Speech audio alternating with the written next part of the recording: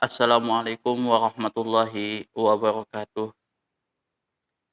Innal hamdalillahi nahmaduhu wa nasta'inuhu wa nastaghfiruh wa na'udzu billahi min syururi anfusina wa min sayyiati a'malina. May yahdihillahu fala mudilla lahu wa may yudlil fala hadiyalah. Asyhadu an la ilaha illallah wahdahu la syarikalah wa asyhadu anna Muhammadan abduhu wa rasuluh. Allahumma shalli ala sayyidina Muhammad wa ala ali sayyidina Muhammad. Kama barakta ala kama shallaita ala sayidina Ibrahim wa ala ali sayidina Ibrahim. Wa barik ala sayidina Muhammad wa ala ali sayidina Muhammad. Kama barakta ala sayidina Ibrahim wa ala ali sayidina Ibrahim fil alamin innaka Hamidum Majid. Rabbi shrah li sadri wa yassir li amri wahlul 'uqdatam min lisani yafqahu qawli. Amma ba'du. Hadirin hadirat jamaah kaum muslimin wal muslimat yang dirahmati oleh Allah Subhanahu wa taala. Sebelum, kita memulai, kajian hadis, nomor 94. Nah, alangkah baiknya, bagi teman-teman, yang ada waktu bisa meluangkan waktu untuk mendoakan, teman-teman kita, eee, wabil khusus yang ada di Samarinda dan beberapa teman-teman lain mulai dari Sabang sampai Merauke dan ke semuanya, hendaklah kita berdoa sama-sama supaya, eee, bisa terhindar, dijauhkan dari, eee, virus yang sangat mematikan yaitu COVID-19.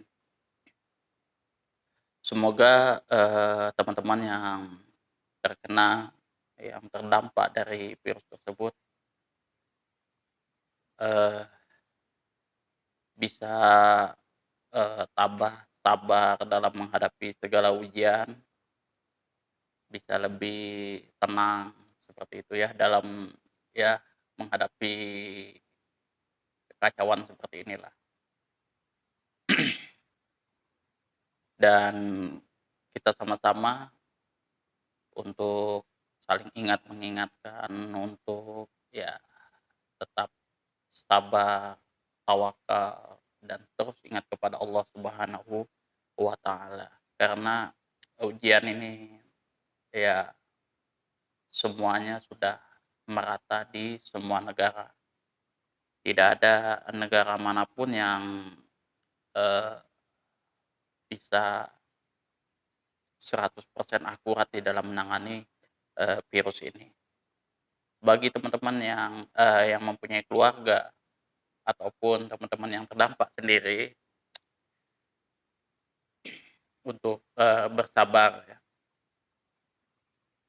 dan kita, selalu sama-sama mendoakan yang terbaik untuk teman-teman yang mengalaminya.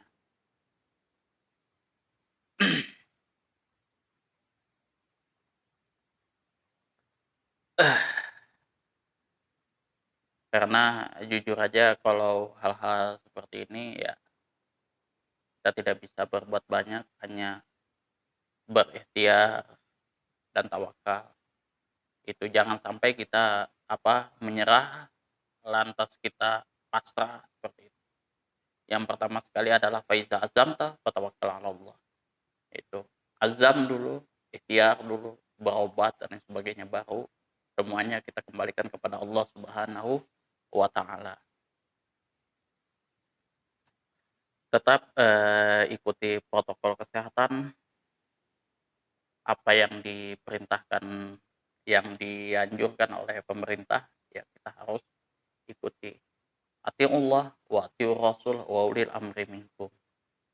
Perintah dari perintahnya adalah taati Allah, Rasul, lepas dari itu adalah ulil amri minkum.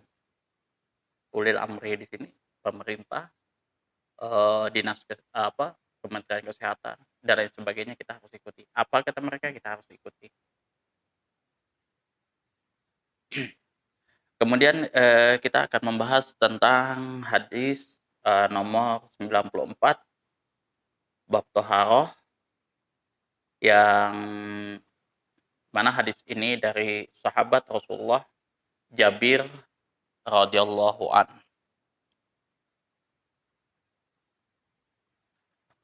An Jabirin radhiyallahu anhu qala Rasulullah sallallahu alaihi wasallam, idza taghawwata rajulani falyatawara kullu wahidin minhuma an sahibihi wala yatahaddatsa fa innallaha yaqnutu ala dzalik. Rawahu Ahmad wa sahahahu Ibnu Sakani wa Ibnul Qattan wa huwa ma'lul. Hadis ini adalah hadis ma'lul. Derajat hadisnya derajat matannya ini hasan li ghairi.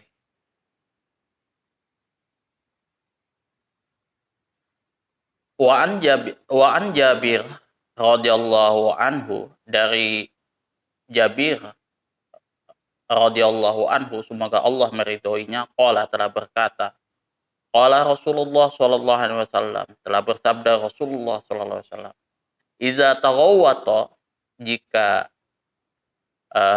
taghawwata rajulani, jika kedua orang laki-laki tersebut buang hajat seperti itu, falyatawara, hendaklah mereka saling menutupi, kullu wahidin minhuma, satu sama lain, an sahibihi, dari temannya. Jadi kalau misalkan kita sama-sama buang air besar, misalkan buang air kecil ke buang air besar, hendaklah kita ada sekatnya tuh. Nah, jadi ditutupin kayak gitu, jangan sampai saling lihat-lihatan, ya kan. Wala yatahaddasa, kemudian kedua orang tersebut janganlah saling berbicara. Misalkan, kamu dari mana tadi kok lama? Jangan. Pada saat kita buang air kecil atau air besar, jangan sampai berbicara. Fa innallaha yaqnutu, karena sesungguhnya Allah Subhanahu wa taala itu murka ala dzalik, atas perbuatan seperti itu. Hadis ini diriwayatkan oleh Imam Ahmad wa sahahahu Ibnu Sakani, dan disahihkan oleh Ibnu Sakan wa Ibnul Qattan dan Ibnu Qattan. Wa huwa ma'lul. Jadi hadis ini sebenarnya awalnya dhaif. Dhaif karena ada salah satu periwayatnya mudallas, tapi saya belum tahu pasti kayak gimana prosesnya, karena ini ahli hadis yang bisa menilainya. Kemudian hadis ini menjadi hasan li ghairi. Nanti mungkin ada ustaz-ustaz yang lebih paham bisa menjelaskan seperti ini, ya. Jadi kalau istilahnya mudallas itu ada seorang periwayat, misalkan saya, contoh ini ya, saya punya syekh, punya guru, katakanlah Ustadz Abdul Somad. Kemudian saya berguru kepada Ustadz Adi Hidayat, katakanlah seperti itu. Nah, saya mendapat hadis, meriwayatkan hadis daripada Ustadz saya yang pertama, yaitu Ustadz Abdul Somad. Nah, cuman begitu saya menilai, kayaknya Ustadz Abdul Somad kurang begitu tepat, kurang begitu kuat ingatannya, keadaannya dhaif. Nah, kemudian saya hapus, saya ganti dengan Ustadz Adi Hidayat, misalkan seperti itu. Nah, itu gambaran dari kategori mudallis. Tadlis, ada yang namanya tadlisus isnad, kalau tidak salah taswiyah, kemudian ada lagi tadlisus suyukh. Nah, tadlisus isnad itu yang seperti itu. Nah, dia gurunya tadi dia meriwayatkan dari guru si A, karena guru si A-nya kurang begitu kuat, dia punya guru si B, nah maka dia ambil yang guru si B, karena guru B-nya ini tadi kuat ingatannya. Walau pada dasarnya dia mengambil hadisnya tadi bukan dari guru si B-nya tadi, Misalkan saya ngambil hadis bukan dari, guru saya Ustadz Adi Hidayat, tapi saya, ngambilnya dari Ustadz Abdus Somad, seperti itulah, gambarannya misalkan seperti itu. Nah, karena Ustadz Abdus Somad mungkin ingatannya agak sedikit lemah, ya saya ganti dengan Ustadz Adi Hidayat. Misalkan seperti itu, gambarannya, contohnya seperti itu. Nah, itu, bisa menurunkan kalau, biasanya itu kalau dilacak hadisnya turun, seperti itu. Itu semua, penjabarannya kalau teman-teman mau, tanya, punya guru yang ahli hadis, nah bisa teman-teman, pelajari sama ustad-ustad, yang memang ahli hadis.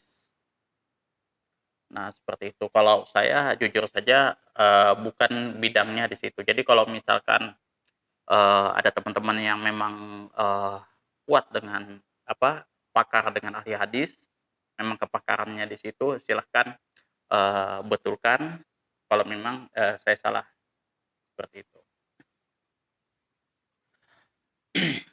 Jadi apabila dua orang laki-laki buang air besar, hendaklah keduanya saling menutupi dirinya masing-masing agar tidak kelihatan oleh temannya. Jadi ya kita tutupin begini, pintunya kita tutup pintunya, kemudian di antara saya dan teman saya yang di sini, ya ada tirai lagi, ada penutup lagi seperti itu. Supaya untuk tidak saling, dia lihatan lagi. Janganlah di antara temannya tadi, saya dengan teman saya ini, misalkan siapa kayak gitu kan, nah saling berbicara di situ. Masalah apa kayak gitu. Itu tidak boleh karena apa? Allah sangat murka dengan perbuatan tersebut. Nah, kalau kita lihat makna keseluruhannya adalah Islam adalah agama yang menganjurkan sikap malu dan memelihara kehormatan harga diri kita. Meskipun kita sama-sama laki-laki ya, itu adalah bagian dari kehormatan kita. Al-haya'u minal iman. Bahkan merupakan agama teladan bagi kehidupan sosial. Islam melarang membuka aurat, memandang serta memperlihatkannya dengan cara buang air besar, buang air bersama-sama. Jadi sebenarnya memperlihatkan aurat itu dilarang oleh agama. Jadi kalau misalkan aurat laki-laki itu antara pusar dan lutut kayak gitu, aurat perempuan itu seluruh, eee, ya seluruh kepala kayak gini, seluruh tubuh ya, mulai dari rambut sampai ujung kaki. Nah yang, pembatasan aurat perempuan itu kalau misalkan kita cek di dalam, eee, kitab, kitab At-Taqrib itu dibagi menjadi 3. Nah itu nanti pembahasannya ada, itu dibagi menjadi 3, itu eee, babus shalah pembahasannya situl aurah, di situ pembahasannya tentang, menutup aurat. Nah, di dalam kitab Fathul Qorib itu dibagi 3. Kalau misalkan di tempat publik, seluruh tubuhnya kecuali kedua matanya. Itu kalau di tempat publik. Nah, kalau misalkan dia ini, misalkan bersama keluarganya, misalkan suaminya, anaknya, dan ya, mahramnya yang seperti itu, maka auratnya itu seperti auratnya laki-laki. Nah, kalau dia di tempat sholat, pada waktu sholat, itu seluruh tubuh kecuali wajah dan telapak tangan. Itu, ada di dalam kitab At-Taqrib, kitab, Kifayatul Ahyar, dan beberapa kitab lain yang ada di dalam mazhab Imam, Syafi'i. Nah, kalau kita lihat di kitab Ibnu Katsir, hadis ayat, Quran surat Al-Ahzab ayat 84 kalau enggak 64 kalau tidak salah itu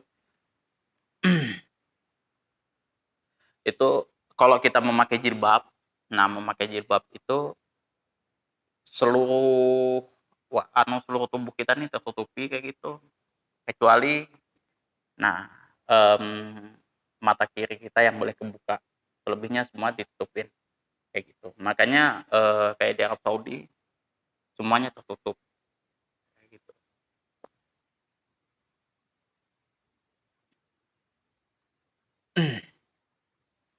Islam pun melarang berbicara, sewaktu buang air besar dan buang air kecil. Semua itu, dilarang untuk menghindarkan manusia dari perbuatan yang, menyerupai hewan. Allah Subhanahu wa taala sangat murka apabila orang tersebut melakukan hal seperti itu. Taghawatar rajulani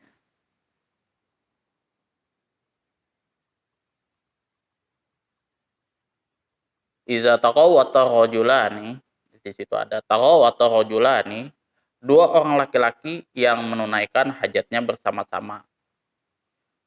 Penyebutan kedua laki-laki di sini bukan berarti, di sini bukan merupakan suatu ikatan, teman, melainkan hanya prioritas saja. Jadi istilahnya baik itu dia, sesama teman kah, satu keluarga kah, atau orang lain kayak gitu. Nah, tutup, seperti itu. Jadi, kalau di Indonesia sih sudah nggak ada ya, misalkan lempeng kayak gitu kan, jadi semuanya ada satirnya tuh, rata-rata ada satirnya semua.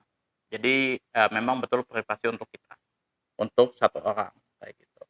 Dengan demikian pengertian, itu mencakup dengan demikian pengertiannya mencakup juga 2 orang wanita, laki-laki dan wanita, anak kecil dan seorang laki-laki, antara anak kecil beserta seorang wanita. Kalau di Indonesia yang sekarang yang saya lihat itu laki-laki sama laki-laki itu juga ada sekatnya, tempatnya pun juga dipisah, toilet, laki-laki, toilet perempuan. Itu, umumnya di Indonesia seperti itu yang saya lihat.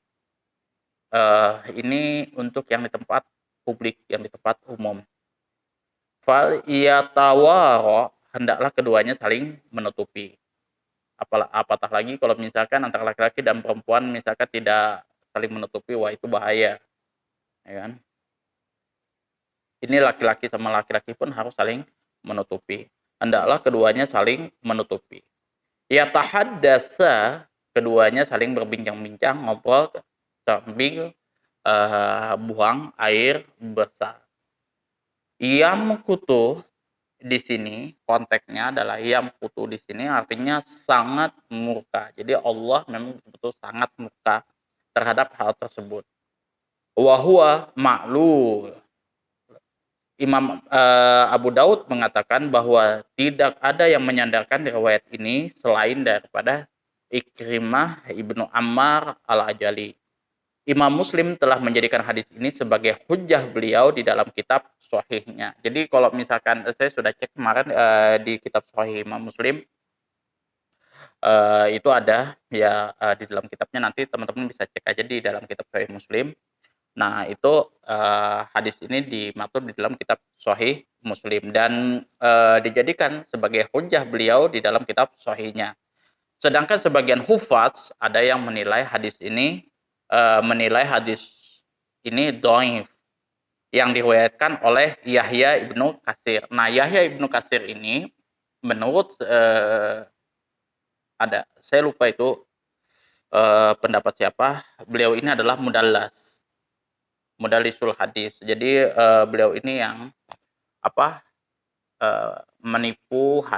menipulah katakanlah seperti itu. Karena, begini, kalau mudallis itu yang saya sudah katakan tadi. Jadi, menyembunyikan periwayatnya. Jadi menyembunyikan gurunya. Jadi guru ini guru yang satunya agak kurang ingatannya, dhaif, bisa dikatakan gitu, kurang begitu sikoh. Kemudian dia sebut ustadz satunya, ustadz dia yang satunya, kayak gitu. Jadi, mmm, itulah yang dinamakan mudallas. Ya walaupun saya berguru sama dua-duanya, cuman yang meriwayatkan hadis itu saya dapatnya dari guru si A, bukan dari si guru B. Cuman karena guru si A kurang begitu kuat ingatannya atau mungkin ada sedikit apa ya yang kurang sak lah mungkin kayak gitu, maka saya tidak, kasih ini, apa, saya tidak, namakan hadis ini dari perawi si A, tapi saya, sandarkan ke perawi si B. Saya sebut si perawi si B. Si B ini saya nggak dapat dari perawi si B, tapi saya dapatnya dari A. Itu yang namanya mudallas.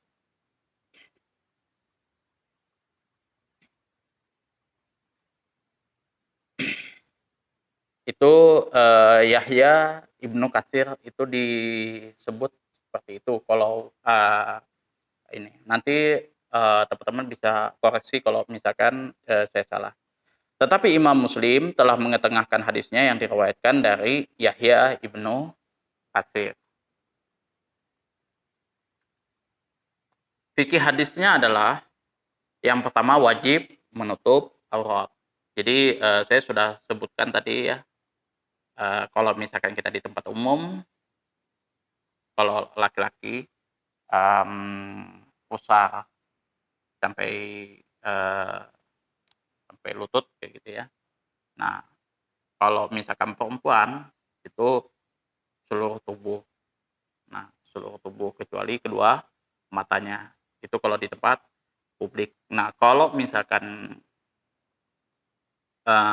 di tempat, misalkan sholat, kalau misalkan sholat, itu seluruh tubuh kecuali wajah dan kedua telapak tangan. Karena kedua wajah dan kedua telapak tangan ini adalah anggota, sujud. Kalau di, apa namanya, bersama keluarga, anak-anak dan lain sebagainya, nah itu seperti auratnya laki-laki, itu. Kemudian, makruh berbicara sewaktu menunaikan hajat, sebab hal tersebut itu akan menyebabkan kemurkaan Allah Subhanahu wa taala. Jadi, di sini hukumnya adalah makruh. Karena itu Rasulullah SAW tidak mau menjawab salam, padahal salam itu wajib dijawab. Jadi, "Assalamualaikum," Rasulullah tidak mau menjawab. Ketika ada orang lelaki, yang lewat menyalami Rasulullah SAW dan beliau, sedang buang air, kecil. Murkanya Allah dikaitkan dengan perbuatan tersebut menunjukkan bahwa peringatan syariat terhadap hal itu cukup keras.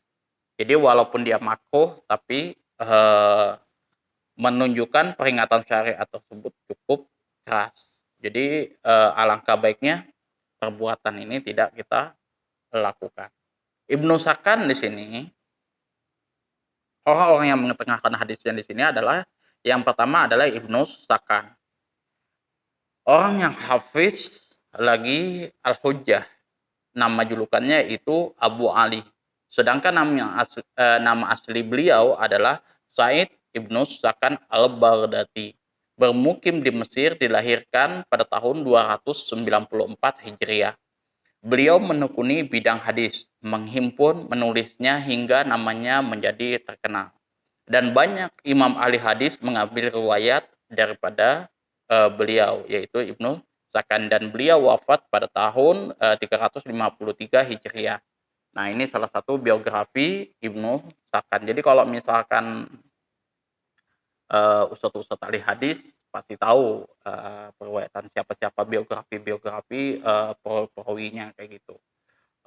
Kemudian kayak gimana kredibilitasnya itu penting. Nah, biasanya yang paham tentang, ini yaitu ustadz-ustadz yang memang, bergelut di bidang hadis. Kalau saya jujur saja angkat tangan, gitu ya. Jadi kalau misalkan saya ditanya masalah hadis yang, begitu mendalam, saya jujur angkat tangan. Saya cuman ya sebatas hati-hati saja kalau misalkan saya ngambil, apa namanya, mengambil dalil, terus saya pikirkan matang-matang, kayak gitu. Ibnul Qattan adalah Al-Hafidz, Al-Alim, Al-Alamah. Yang kedua adalah Ibnu Qattan. Gelarnya adalah Al-Hafidz, Al-Alim, Al-Alamah. Hafidz di sini bukan berarti hafal Al-Qur'an ya. Tapi kalau misalkan itu diberikan, gelarnya kepada seorang ahli hadis, beliau, hafal berapa ratus hadis kalau tidak salah seperti itu. Itu ada kategorinya. Nah, alamah ini, eee, kalau misalkan kita, apa ya, ambil sekilas aja kayak gitu, di atasnya daripada alim. Jadi alim, alamah. Jadi kalau memang orang itu memang, alim, tahu kayak gitu, dia pintar. Nah, alamah di atasnya lagi, spesialisnya kalau misalkan, kita dalam, ilmu kedokteran, spesialisnya memang khusus di bidang itu. Kalau, apa, kalau misalkan di, keilmuan di, apa, university itu biasanya kalau alamah itu profesor, doktor, seperti itu, guru besar, yang dikenal dengan julukan Abul Hasan. Nama aslinya ialah Ali Ibnul Malik Al-Farisi, dikenal dengan julukan Abdul Qatan. Ya, beliau adalah termasuk ulama yang paling alim dan dikenal, dalam bidang ilmu hadis. Paling hafal nama-nama para perawi serta sangat besar perhatiannya terhadap, periwayatan hadis. Jadi, kalau misalkan, teman-teman belajar, apa namanya, ilmu hadis itu ada Arijalul hadis kalau tidak salah itu, orang-orang yang meriwayatkan hadis, seperti itu. Nah, di situ ada jarh wa ta'dilnya, kemudian, mmm, ada juga di situ cek juga ilalul hadisnya, kemudian ini syadz apa ndak, kayak gitu. Bercanggah nggak, apa, bertentangan nggak kira-kira dengan hadis yang lebih siqah, itu baru dikategorikan sebagai apa, hadis shahih. Jadi kalau hadis sahih itu nggak gampang kalau ngeceknya. Kalau misalkan Sahih Bukhari itu, mensyaratkan kalau misalkan dikategorikan dalam, ilmu hadis, syarat dari kitab beliau itu, eee, periwayat satu dengan yang lain ini harus bertemu, walaupun sezaman. Nah, walaupun sezaman, tapi beliau, perawi tersebut tidak pernah bertemu, maka, eee, hadis itu derajat hadisnya akan turun. Tapi kalau Imam Muslim itu agak berbeda sedikit. Kalau Imam Muslim tidak mensyaratkan seperti itu, yang penting sezaman itu sudah masuk dalam kategori, hadisnya sudah bersambung, sanadnya sudah bersambung. Tapi kalau Imam Bukhari tetap syaratnya bersambung, sanadnya itu dia harus ketemu, itu.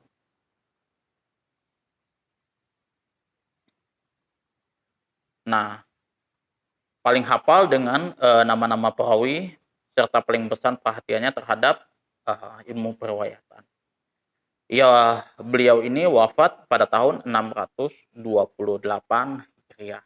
Nah, itulah, salah satu biografi dari 2 eee, ulama ahli hadis, Ibnu Sakan dan Ibnu Qattan. Al-Hafiz Al-Alamah. Ini nggak, apa ya, nggak mudah lah mendapatkan, gelar seperti ini. Kalau misalkan saya menyimak seperti, Ustadz Adi Hidayat saja, wah, sudah luar biasa itu, eee, kemahiran beliau. Contoh lagi Ustadz, Abdus Somad, itu sudah luar biasa kepakaran beliau di dalam ilmu hadis. Nah, biasanya kalau kami itu, ya itu tadi, kalau misalkan berbicara masalah hadis, eee, maka kami pasrahkan kepada ustadz-ustadz yang memang sudah ahli hadis di bidangnya. Jadi seperti itu. Kami nggak, bisa mencampuri urusan itu, kecuali, memang ada kepakaran di bidang itu. Jadi antara ustadz yang ahli fikih, ahli hadis, dengan ulumul Quran, itu beda-beda di aspeknya. Terus, ustadz, apa sih, manfaat dari hadis? Gitu ya. Kepentingan mana antara hadis dengan Al-Quran? Kalau misalkan dari segi hukum, Al-Quran di atas daripada hadis sebenarnya. Al-Quran, hadis, ijma, qiyas. seperti itulah kalau misalkan. Tapi sebenarnya, pada prakteknya, kalau misalkan kita mau mendalami yang namanya ilmu Quran, kita harus, tidak luput daripada ilmu hadis. Jadi hadis ini, dia mencakup daripada ilmu Quran. Kalau misalkan teman-teman bisa cek itu kalau kita mau mengetahui bagaimana, konteks dari suatu ayat Al-Quran di dalam tafsir Ibnu Katsir, di situ ada dia, kalau enggak Al-Quran ke Al-Quran, Al-Quran ke hadis, gitu. Nah, bagaimana, asbabun nuzul daripada ayat tersebut. Nah, di situ kita bisa tahu, konteks daripada, ayat Al-Quran, gitu. Jadi pendapat eee, Imam Abu Hanifah mengatakan seperti itu. Kalau misalkan kita mau, tahu tentang seluk-beluk Al-Quran, maka kita harus, menguasai daripada hadis itu sendiri. Jadi tanpa adanya hadis, kita tidak akan mengetahui, tentang seluk-beluk Al-Quran. Itu pentingnya daripada ilmu hadis. Mungkin itu saja yang dapat saya sampaikan, kurang dan lebihnya saya mohon maaf ya. Kalau misalkan ada kekeliruan, ada hal-hal yang bisa dikoreksi, eee teman-teman bisa menuliskan di kolom komentar. Jadi kalau misalkan teman-teman punya, ustadz yang lebih mahir lagi di dalam bidang hadis, di dalam kitab Bulughul Maram, silahkan teman-teman mengkaji pada ustadz-ustadz yang lebih, mahir di situ, yang memang ya berijazah, lebih tinggi lah daripada saya, itu. Karena jujur aja saya cuman, lulusan pondok pondok pesantren hanya sederajat SMA, itu aja.